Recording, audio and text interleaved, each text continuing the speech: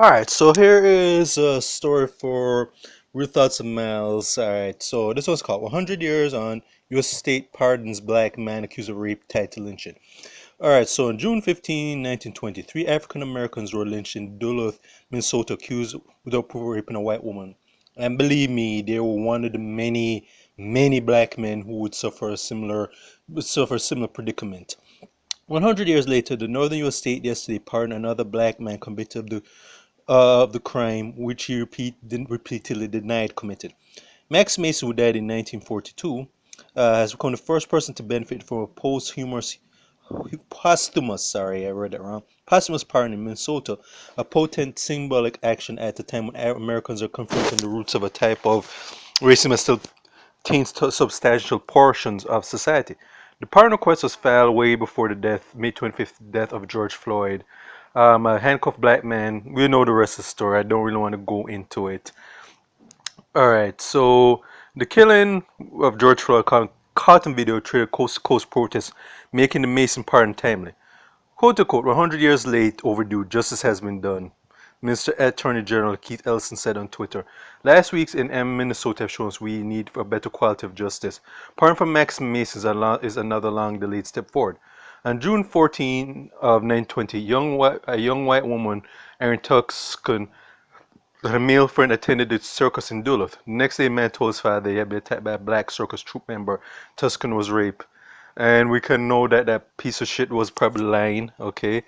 Alright, okay. Police were able to interrogate several black men, including Mason, but the couple was unable to identify anyone as one of the attackers.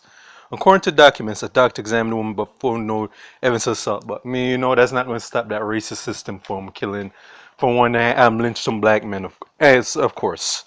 Mason was released and he rejoined the tram circus as it departed, but police rearrested him along with several men. What I meant to say is, several race soldiers posing as police said, we're going to lynch these niggers, regardless of no evidence whatsoever. So later that night, the angry mob broke in police station and grabbed three men, dragging them through the streets before hanging them in front of thousands of people. More white supremacists broke in and killed these innocent men. Duluth is a hometown for famous folk singer Bob Dylan, whose 1965 song Desolation Row was written in part about the crime. The city has apologized for lynching in 2003, erected a memorial to the three victims. Mason escaped the fate of those three men, but he was sentenced to 30 years in prison in part because he's learned that he and Tuscan were both affected with gonorrhea,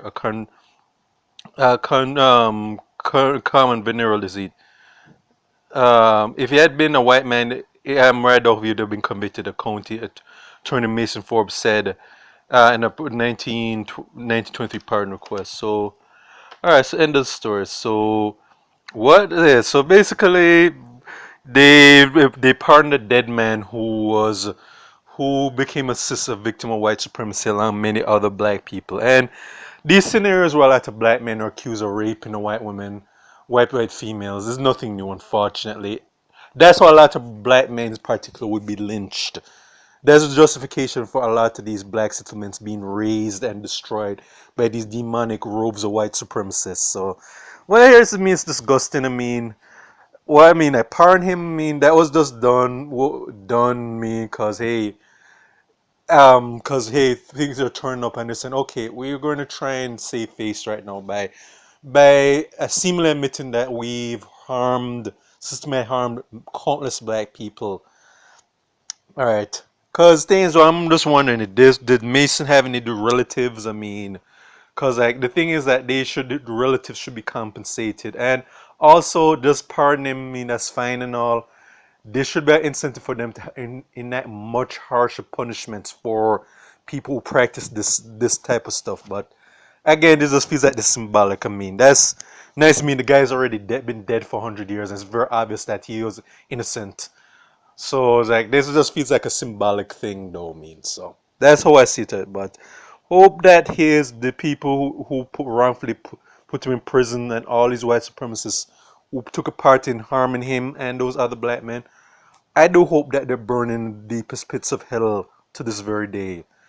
But unfortunately, their descendants are still around and have yet to join them in the fiery pits.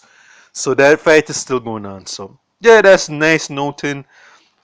Does it bring him back? No. Does it stop that machine and system, that culture that that oppose white supremacy? Unfortunately not, because there are a lot of there's a lot of Max Masons that out there in the Max Masons that have had suffered similar fates in the past and even right up to the present. So as I have to say, this is for Real Thoughts of Miles and me until I get my main YouTube page back this week.